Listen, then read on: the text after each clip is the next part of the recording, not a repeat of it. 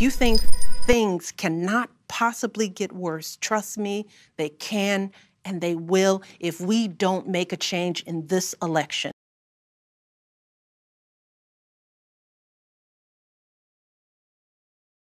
I'm looking to the public. You know, this is as much about public outcry and organizing and mobilizing and applying pressure so that this GOP, I'm looking to the public, show up. You know, there needs to be unrest in the streets for as long as there's unrest in our lives. And unfortunately, there's plenty to go around. Communities from Boston to Portland and everywhere in between are rising up to demand accountability and divestment from broken systems.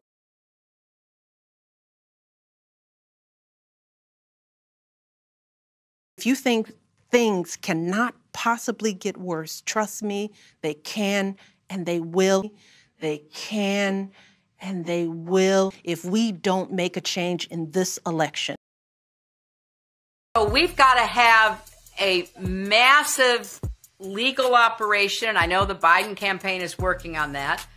We have to have poll workers, and I urge people who are able to be a poll worker. We have to have our own teams of people to counter the force of intimidation that the Republicans and Trump are going to put outside polling places. This is a big organizational challenge, but at least we know more about what they're going to do. And, you know, Joe Biden should not concede under any circumstances, because I think this is going to drag out, and eventually I do believe he will win if we don't give that the military would intervene if Mr. Trump refused to leave the White House. I promise you, I'm absolutely convinced they will escort him from the White House with great dispatch. They will escort him from the White House.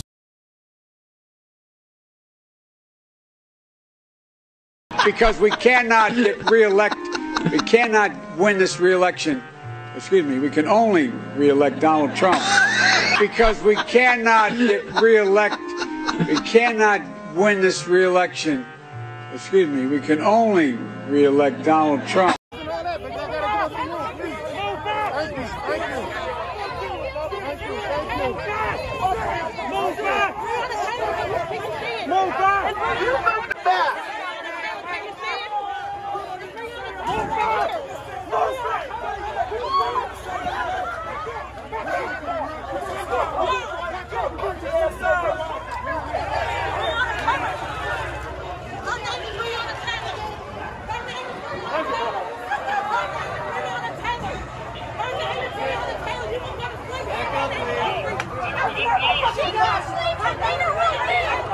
What's up, bro? I got you.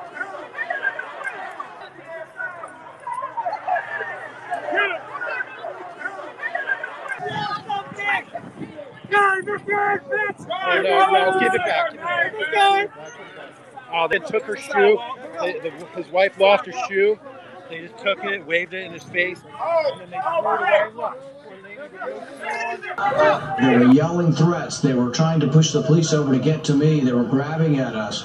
And it got worse and worse and worse. And they were shouting threats, you know, to us, to kill us, to hurt us. But they're also shouting, say her name, Breonna Taylor. And it's like, you couldn't reason with this mob, but I'm actually the author of the Breonna Taylor law to end no-knock raids. So the irony is lost on these idiots that they're trying to kill the person who's actually trying to get rid of no-knock raids. And they were shouting and screaming and just, it really, these people were unhinged. So you think that you can talk about it if they do steal the elections or do something radical during the elections? Think again. Facebook has been holding daily meetings for contingency plans for when the deep state tries to steal the elections. Twitter, Instagram, YouTube, and other media are also working on post-election strategies as well.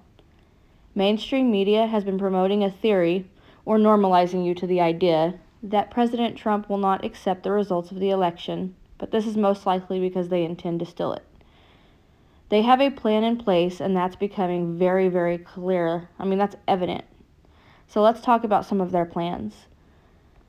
Facebook is working on something they call the KillSwitch for social media, so that if they can steal the election, they can shut down any talk online about what's really going on.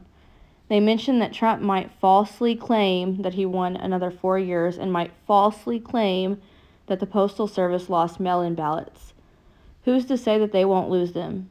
They're endorsing Biden. I mean, come on. But what if President Trump does win another 4-year term? Or what if the Postal Service does lose the mail-in ballots? Or if groups do meddle with the vote? Don't count on Facebook to allow a fair debate should any of these possibilities take place. The main concern by the media right now is the mail-in ballot controversy, which is more prevalent than ever due to the using COVID-19 as an excuse. Trump is against mass mail-in voting due to the high likeliness of errors and room for ballot tampering. So far, it seems that mail-in voting is the Democrats' best chance at cheating. But whatever way it goes, they are working on it on the KillSwitch. So that would silence us from talking about elections. Facebook, including other social media, say that it would even shut Trump down from talking about anything political on social media. If we have a wave 2 and have another lockdown, then they control a lot. Like the pandemic goes, if they can keep people from assembling. If they can keep people in their homes, then the only source of information you can have is what they create for you. You're now in the only place they allow you to be, being fed the only message they're allowing you to hear through a media they control. They want to try and steal the election and keep us from talking about it online and in person. But if they fail, they want to claim that they were the ones who cheated, I guess, and then they would hit the streets as warned by them. You'll see that in a minute. I mean, possible civil war here? It almost sounds like a civil war. People are like rising up against each other. This is crazy. Okay.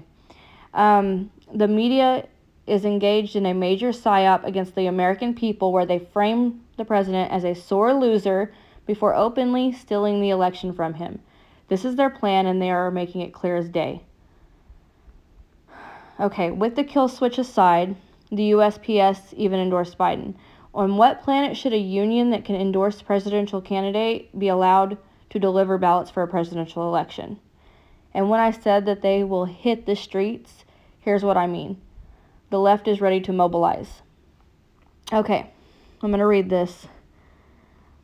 It says, if Trump cheats in the 2020 election, activists are ready.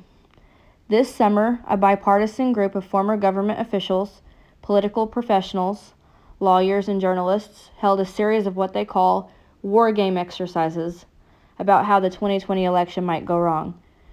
Convened by the law professor Rosa Brooks and the historian Nils Gilman, it was called the Transition Integrity Project, and the results were alarming, or so they say. We assess with a high degree of likelihood that November's elections will be marked by a chaotic legal and political landscape, said a resulting report. President Trump is likely to contest the result by both legal and extra-legal means.